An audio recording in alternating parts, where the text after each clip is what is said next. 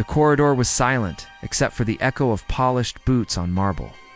Officer James Mitchell had walked this hallway in Buckingham Palace 1,000 times, but tonight something felt different. The air was heavy. Too heavy. It was just past midnight when he noticed them two shadows standing near the East Wing entrance. Princess Anne and Commander Harrison, the head of royal security, they stood close, speaking in whispers that bounced softly off the ancient walls. James froze. He wasn't supposed to be here. His patrol route had changed last minute, a decision he now regretted. But he couldn't move. Something about the way they stood urgent made his instincts scream that this was important. Princess Anne's face was tight with worry. Even in the dim light, James could see the tension in her jaw. Commander Harrison held a dark folder against his chest, his knuckles white from gripping it too hard. Then it happened.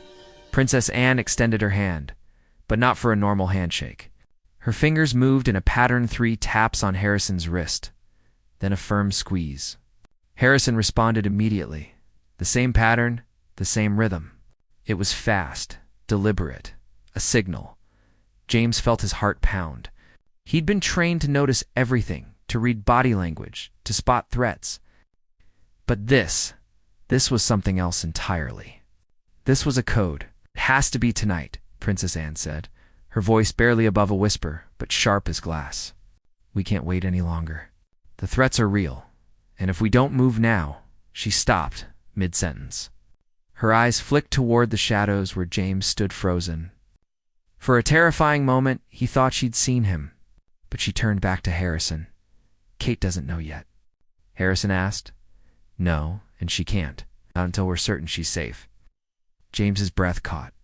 Kate, the Princess of Wales. His mind raced. What threats? Safe from what? Before you continue watching, if you love real stories about the royal family that no one else is talking about, hit that subscribe button. You won't want to miss what happens next. Commander Harrison opened the folder. Even from a distance, James could see photographs. Faces he didn't recognize. Documents with red stamps across them. Official, classified. The surveillance starts at dawn, Harrison said. We'll have 4 agents embedded as staff. 2 outside her residence at all times. No one gets close without clearance. Princess Anne nodded, her expression grim. And the family? William knows. He's been briefed. But Kate, we agreed it's better if she doesn't feel watched. She's already under enough pressure. James felt a chill crawl up his spine.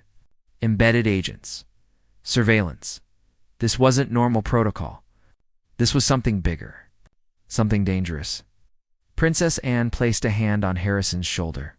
If anything happens to her— It won't, Harrison said firmly. I give you my word. They exchanged the secret handshake again 3 taps, 1 squeeze.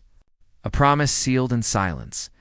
Then, without another word, Princess Anne turned and walked away, her footsteps fading into the darkness. Commander Harrison stood alone for a moment, staring down at the folder. His face was hard. James saw something else there too. Fear. James pressed himself against the cold stone wall, his pulse racing. He waited until Harrison disappeared down the opposite corridor before he dared to breathe. His hands were shaking. He'd just witnessed something he was never meant to see. A secret operation.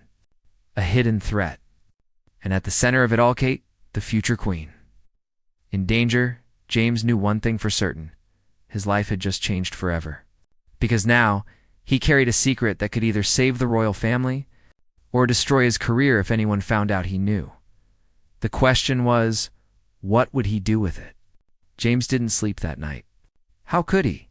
Every time he closed his eyes, he saw Princess Anne's worried face and heard those words. The threats are real. By morning, he'd made a decision. He would say nothing. He would do his job, keep his head down, and pretend he'd never seen anything. It was the smart choice. The safe choice. But fate had other plans. At 6:30 a.m., James reported for his shift at the security briefing room. The moment he walked in, he knew something was wrong. The room was packed, twice as many officers as usual. Everyone looked tense. Whispers filled the air like static. "Listen up," Commander Harrison's voice cut through the noise. He stood at the front of the room, the same dark folder from last night now spread open on the table. "We have a situation." James's stomach dropped. Harrison's eyes swept across the room, cold and calculating. "For the next 2 weeks, we're implementing Protocol 7. This is not a drill. We have credible intelligence suggesting a potential security breach targeting a member of the royal family." The room erupted in murmurs. Protocol 7. James had heard of it but never seen it activated. It was reserved for the highest level threats: assassination attempts, kidnapping plots, terrorism. Who's the target? Someone asked. Harrison paused. His jaw tightened. The Princess of Wales. James felt the blood drain from his face. There it was. Confirmation. Kate was in danger, and now everyone knew it. "We don't have all the details yet," Harrison continued, "but the threat assessment team has flagged several concerning communications intercepted over the past month. There's a group identity still unknown that's been monitoring her movements, photographing her, tracking her schedule." A cold silence fell over the room. "Our job," Harrison said, his voice hard as steel, "is to ensure nothing happens. Effective immediately, we're doubling security at all royal residences. Plainclothes officers will be embedded in public events. And anyone who notices something unusual reports it directly to me. No exceptions." James felt sick. He wanted to speak up, to tell Harrison that he'd overheard the conversation last night. But fear held his tongue. What if Harrison thought he was spying? What if he lost his job? Or worse, what if they thought he was involved? So he stayed silent. The briefing ended, and officers filed out in small groups, their faces grim. James lingered, pretending to check his equipment. He watched as Harrison gathered the documents, sliding them back into the folder with careful precision. "Mitchell." James jumped. Harrison was staring directly at him. "Yes, sir? You look tired." "Everything all right?" James forced a nod. "Fine, sir. Just didn't sleep well." Harrison studied him for a long moment. Those sharp eyes seemed to see right through him. "Get some rest when you can. We need everyone sharp. Understood?" "Yes, sir." Harrison turned to leave, but then paused at the door. Without looking back, he said, "And Mitchell, if you ever see or hear anything at all that seems out of place, you come to me. Immediately." James's heart hammered in his chest. Did Harrison know? Had he been seen last night after all? "Of course, Sir," James managed. Harrison left. James exhaled slowly, his hands trembling. He was in deeper than he'd realized. And now, with Protocol 7 active, the entire palace was on high alert. Every guard, every camera, every exit was being monitored. But there was something Harrison hadn't said. Something that bothered James more than anything else. Who were these people targeting Kate? And why? The answer came faster than he expected. That afternoon, James was assigned to patrol the palace gardens. It was a routine post, usually quiet. But as he walked past the rose bushes, he spotted Her Princess Anne, sitting alone on a stone bench. Her phone pressed to her ear. James kept his distance, but couldn't help overhearing.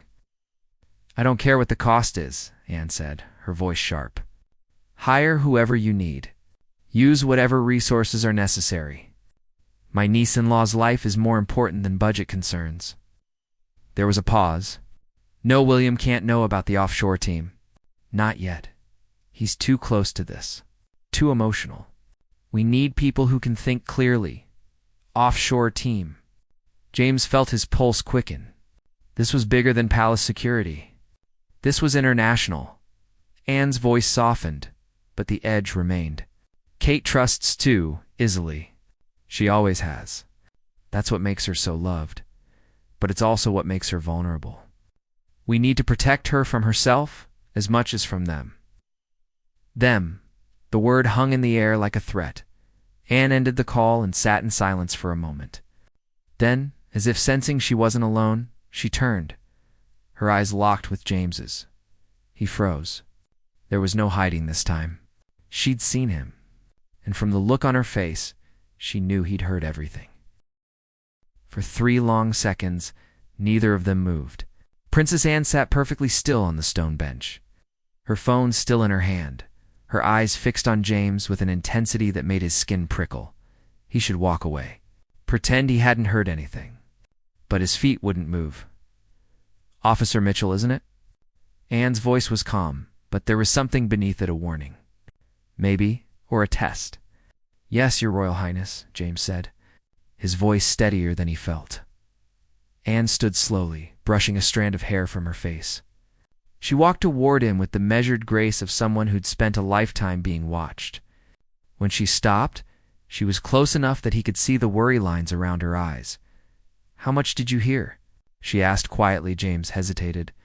Lying to a member of the royal family was a crime, but telling the truth could end his career. "Enough to know that the Princess of Wales is in danger," he said finally, "and that you're trying to protect her." Anne studied him for a long moment. Then, to his surprise, she nodded. "Walk with me." It wasn't a request. They walked side by side down the garden path, past rows of perfectly trimmed hedges and fountains that sparkled in the afternoon sun. To anyone watching, they looked like a royal and her guard on a casual stroll. But James could feel the tension radiating off her. 2 months ago, Anne began, her voice low, Kate received a letter. No return address. No signature. Just a single sentence, "We know where you go when you think no one is watching." James felt a chill despite the warm air. "At first we thought it was just another obsessed fan. The family gets hundreds of strange letters every year." But then more came. Photographs of Kate at private locations, places the press doesn't know about. A cafe in Berkshire where she meets friends. A bookshop in Windsor she visits alone. Even a park where she takes the children. "Someone's been following her," James said. "For months," Anne confirmed. "And they've been careful. Professional. Our security team couldn't identify them. No faces in the photos. No digital footprints. Whoever they are, they know how to stay invisible." They reached a secluded corner of the garden, hidden by tall hedges. Anne stopped and turned to face him. 3 days ago we received a video.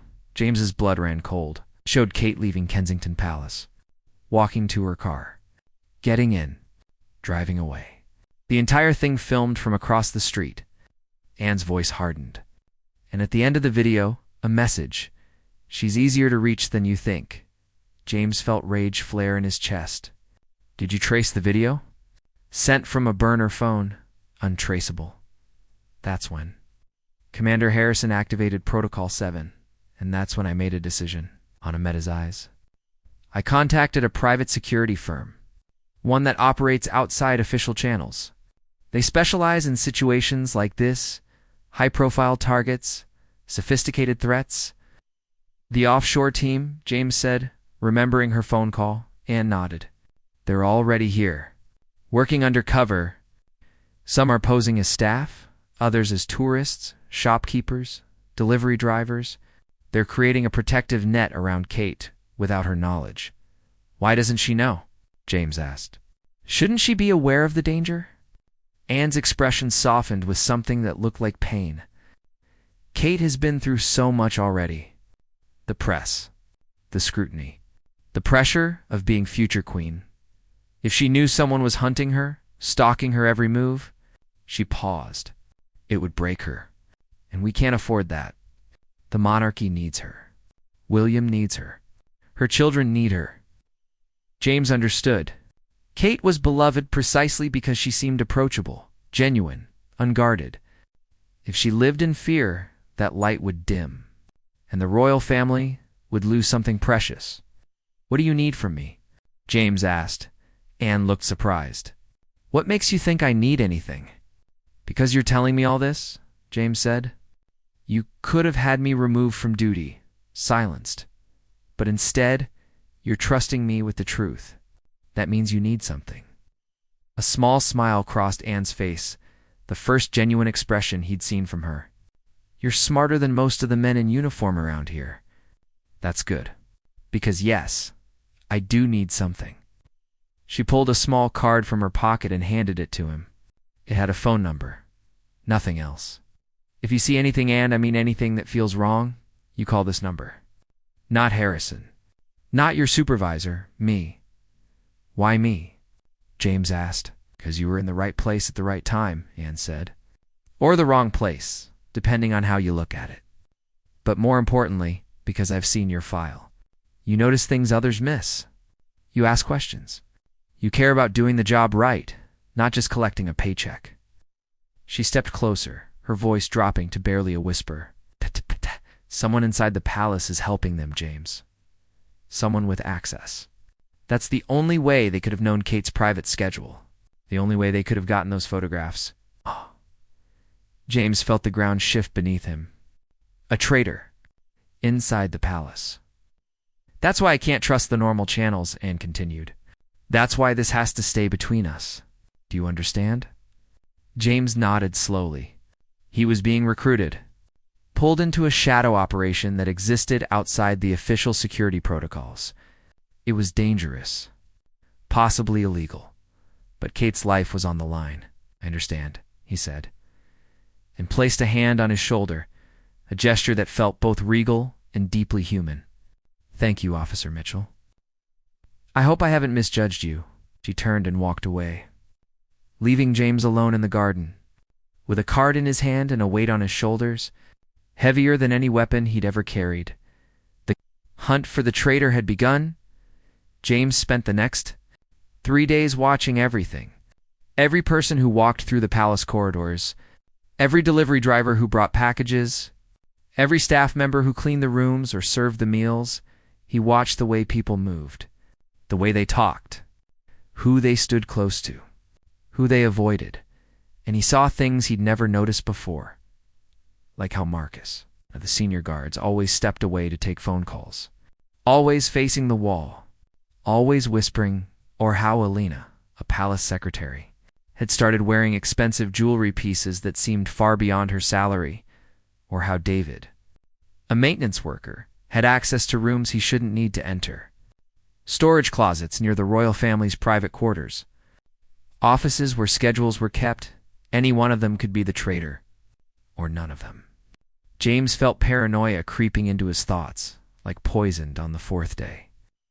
Everything changed.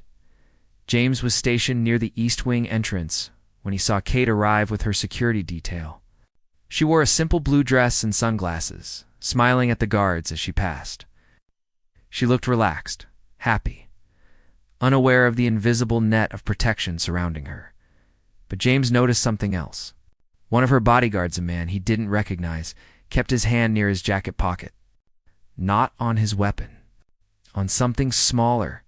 A phone, maybe. The man's eyes swept the corridor, but not like a guard scanning for threats. He was looking for something specific. Someone, James's instincts, screamed. He pulled out the card Anne had given him and dialed the number. She answered on the first ring. What is it? There's someone with Kate, one of her bodyguards. I don't recognize him and he's acting strange. Describe him. Tall, dark hair. Scar on his left cheek. He keeps checking his phone. Anne was silent for a moment. Stay on the line. James heard muffled voices in the background. Then Anne came back, her voice sharp. That's one of ours. Private contractor from the offshore team. Stand down. Relief washed through him. Understood. But Anne didn't hang up. James, I need you to do something for me tonight. Can you get access to the security office records? Depends on what you need. I need to know who requested schedule changes for Kate's movements over the past 3 months. Every time her route was altered, every time her appointments were moved, there should be a log. James understood immediately. Whoever was feeding information to the stalkers would have needed access to Kate's schedule, and any changes to that schedule would leave a digital trail. I can get it, James said. But if I'm caught, you won't be. And interrupted. The night shift supervisor is one of mine. He'll make sure you have 30 minutes alone in the office. That's all the time you'll have. When? Tonight? 11 p.m. The line went dead. James felt his heart pounding. He was crossing a line now. Breaking protocol. Accessing classified records without authorization. If anyone found out, he'd lose everything. But he thought of Kate, of her children, of the threat hanging over her like a storm cloud. He'd do it that night.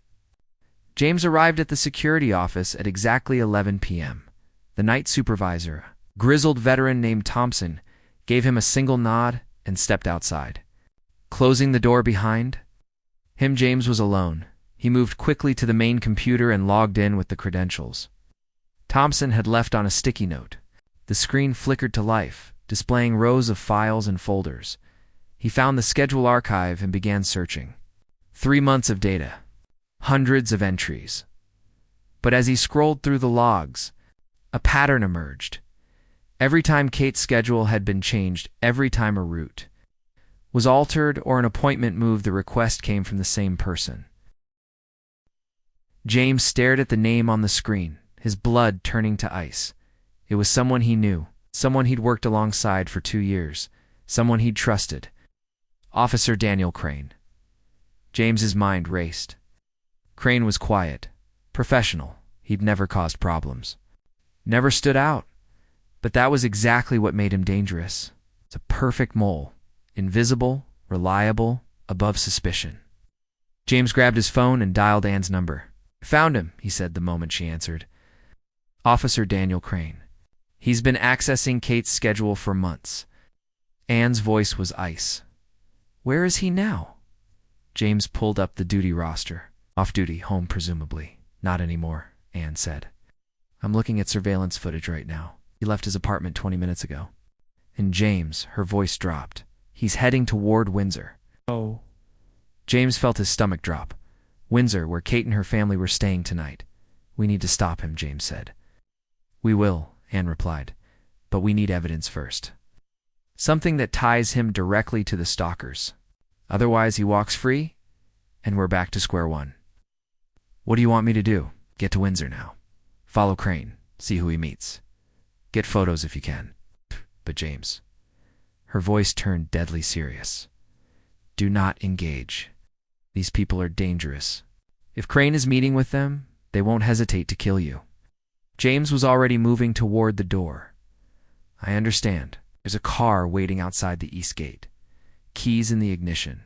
Go." James ran. The drive to Windsor took 20 minutes, but it felt like hours. His hands gripped the steering wheel so hard his knuckles turned white. His mind spun with questions. How long had Crane been working with the stalkers? What did they want with Kate? Was this about money? Politics? Something darker? Arrived at Windsor just after midnight. The castle loomed against the night sky, its ancient stones bathed in moonlight. James parked a block away and moved on foot, staying in the shadows. He spotted Crane almost immediately. The officer stood near a small cafe, closed for the night, checking his watch every few seconds. Waiting, then a car pulled up. A black sedan with tinted windows. The driver's door opened, and James recognized the person who stepped out. It was someone from inside the palace. Someone he saw every single day. His blood ran cold as he raised his phone and started recording. The traitor had just revealed themselves. The person who stepped out of the black sedan was Margaret Hastings, senior palace coordinator, the woman who managed schedules, coordinated events, and had access to nearly every detail of the royal family's private lives. James felt his hands tremble as he held up his phone, recording every second. Margaret walked toward Crane with confident strides. She wore dark clothes, nothing like the professional attire she wore at the palace. Her face was hard, emotionless. "You're late," Crane said, his voice carrying in the quiet night. "I had to wait for the night shift change," Margaret replied coolly. "Did you bring it?" Crane pulled an envelope from his jacket and handed it over. Margaret opened it, scanning the contents quickly. Even from a distance, James could see papers inside. Documents, photographs. "This is everything?" Margaret asked. "Every location she'll visit next week," Crane confirmed, "including the charity event at the children's hospital. Private entrance. Limited security. It's your best window." James felt sick. They were planning something. Something that would happen next week, when Kate was vulnerable. Margaret smiled a cold, calculated expression that sent chills down James's spine. "Perfect. Our client will be pleased." Client James's mind raced. This wasn't just about stalking. This was a paid operation. Someone had hired Margaret and Crane to gather intelligence on Kate. But why? What were they planning? What about payment? Crane asked. Margaret pulled out a small package from her car and handed it to him. 50,000, as promised. The rest comes after the job is complete. Crane took the package, weighing it in his hands. And if something goes wrong, nothing will go wrong, Margaret said firmly. Not if you stick to the plan. When she's at the hospital, our team moves in. 2 minutes. That's all we need. 2 minutes. For what? James's heart hammered. He needed to hear more. Needed to understand what they were planning. But his phone buzzed. Suddenly a text from an status. The sound was barely audible, but in the silent street, it might as well have been a gunshot. Crane's head snapped toward James's hiding spot. Did you hear that? Crane asked, his hand moving toward his weapon. James didn't wait. He ran. Footsteps pounded behind him. Crane was faster than he looked. James darted down an alley, his breath burning in his lungs. He could hear Crane gaining on him, could hear Margaret shouting into a phone.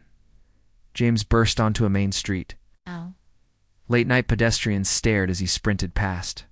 He couldn't lead Crane back to the car. That would give away his identity for certain. He needed to disappear. He ducked into a narrow passage between buildings. His shoulders slammed against brick, kept running, taking turn after turn, until finally he emerged near a busy intersection. He stopped, gasping for air, and looked back. Crane was gone. James pulled out his phone with shaking hands. The video was still there, saved. Evidence of everything he'd witnessed. He called Anne immediately. I've got it, he said, still breathless. Video evidence?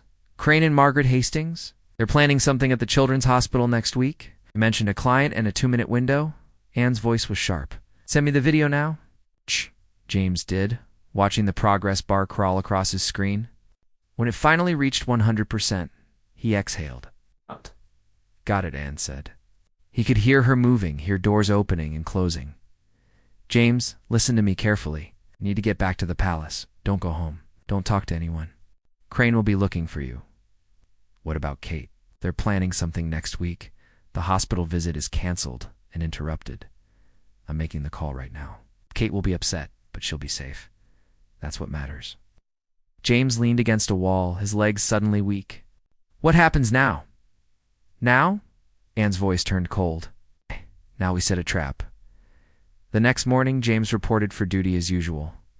His body ached from the run, and he'd barely slept. But he forced himself to act normal. Everything at the palace seemed unchanged. Guards walked their routes, staff went about their tasks. Margaret Hastings sat at her desk, typing on her computer, her face calm and professional. But James knew the truth. So did Anne. At noon, Commander Harrison called an emergency meeting. Every security officer was summoned to the briefing room, including Crane. James stood in the back, watching as Harrison took his position at the front of the room. Princess Anne stood beside him, her expression unreadable. Yesterday, Harrison began, we made an arrest. The room went silent. One of our own has been selling information about the royal family to a private group.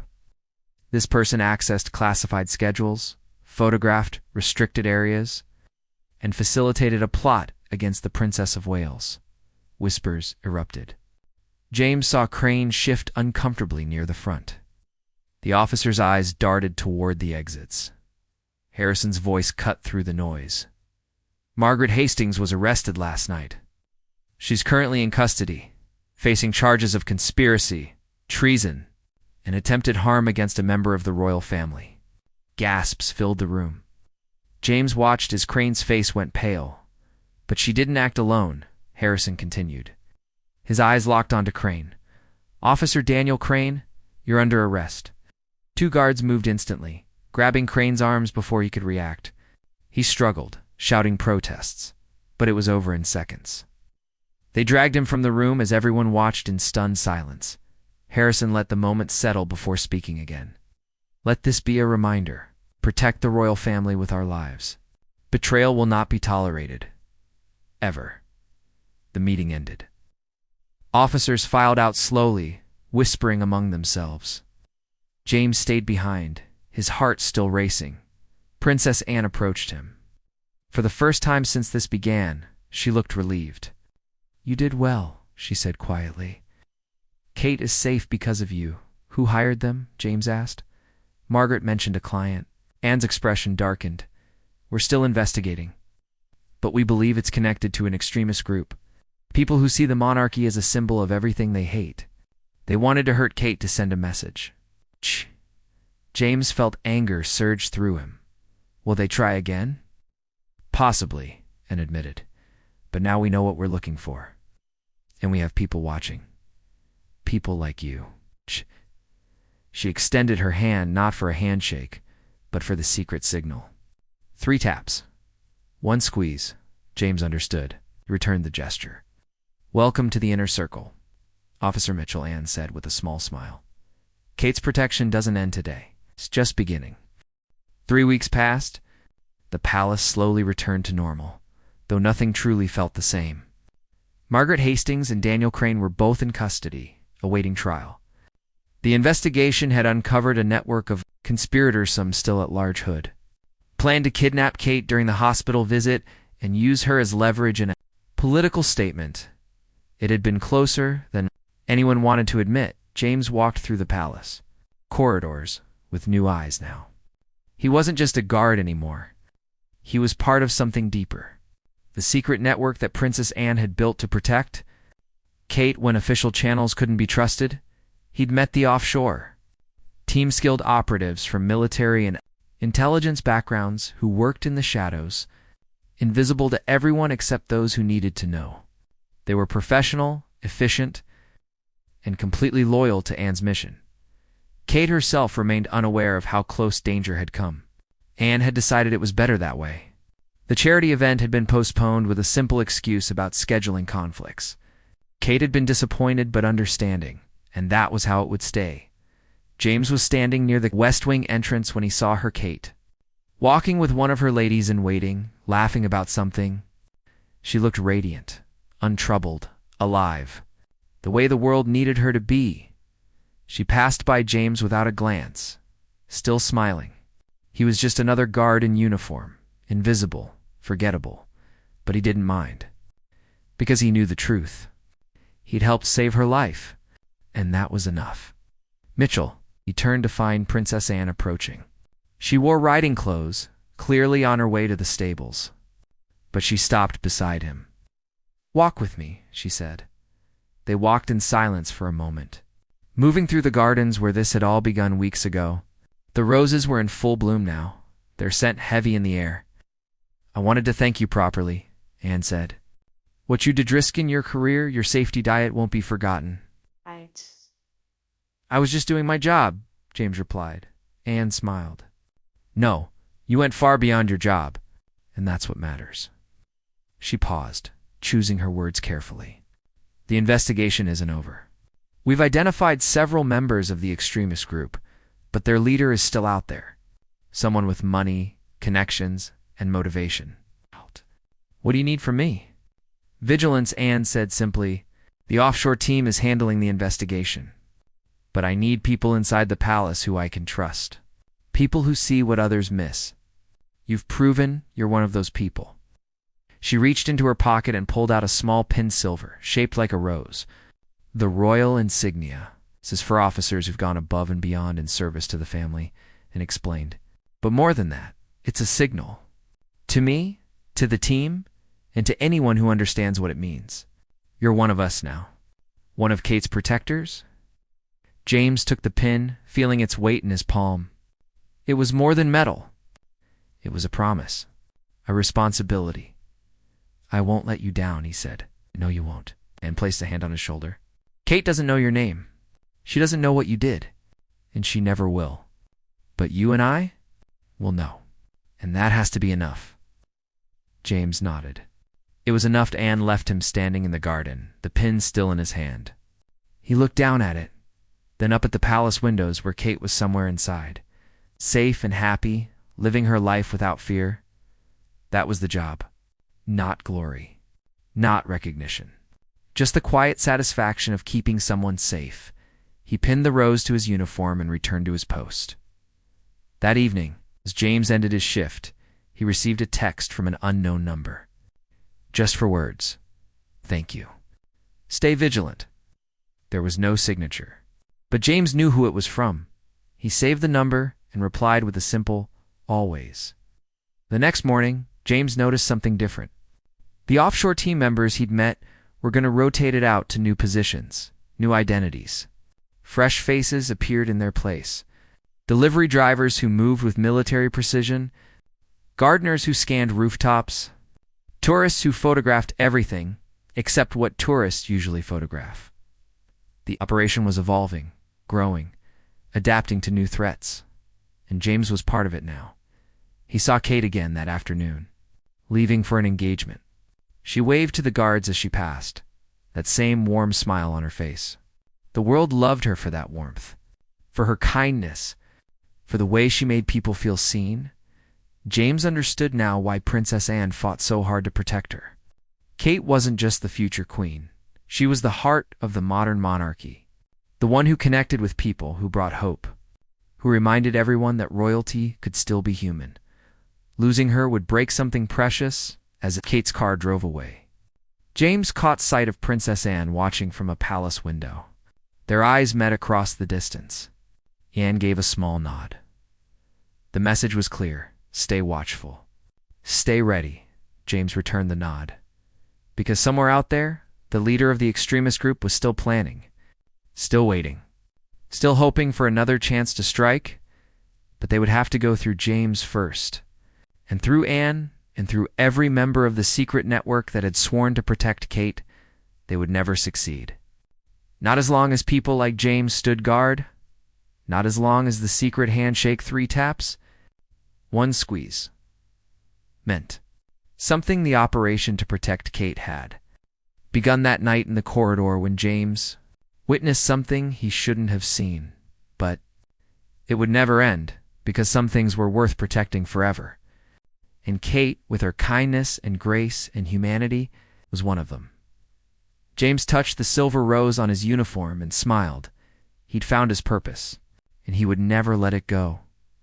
The royal family might never know his name. History might never record what he'd done. But somewhere in the shadows, where brave people worked without recognition, James Mitchell would be remembered as the guard who stood firm when it mattered most, as the protector who never looked away, and as the man who helped save the future queen.